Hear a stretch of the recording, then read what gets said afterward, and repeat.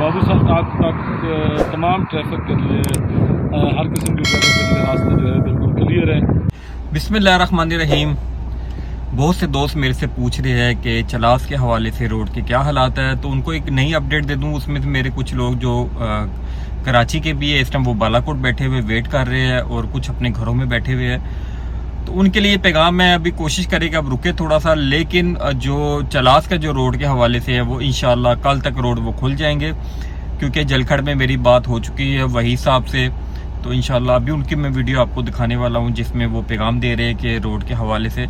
तो बाबू सर तक इस टाइम रोड खुल चुका है। पहले बालाकोट में रोक रहे थे पुलिस वाले, आगे जाने नहीं दे रहे थे। बालाकोट से उन्होंने ओपन कर दिया, आगे तक लोलो सर जेल तक कर दिया, वहां से अब ओपन हो गया जी बाबू सर टॉप तक ओपन हो गया है। लेकिन जो उसका अगला रोड है वो इंशाल्लाह कल तक खुलेगा।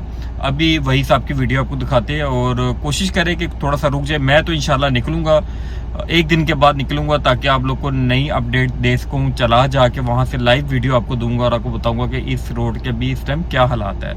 बाकी अल्लाह बेहतर करे, मेरी वीडियो देखें और ये मैसेज सुने। बहुत शुक्रिया।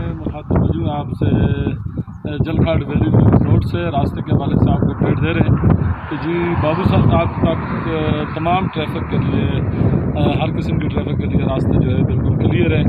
आप बाबू साहब तक आ सकते हैं और आगे चलास की जो इंतज़ामिया है उनसे हमारा रब्ता हुआ है।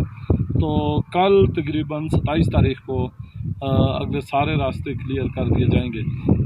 गिलगित बल्तिस्तान भी आप जा सकते हैं कल 27 तारीख को, और अभी तक जो है बाबू साहब टॉप तक आने वाले तमाम सियाह आ सकते हैं। रास्ते बिल्कुल क्लियर हैं और तमाम पॉइंट्स भी बहाल कर दिए गए।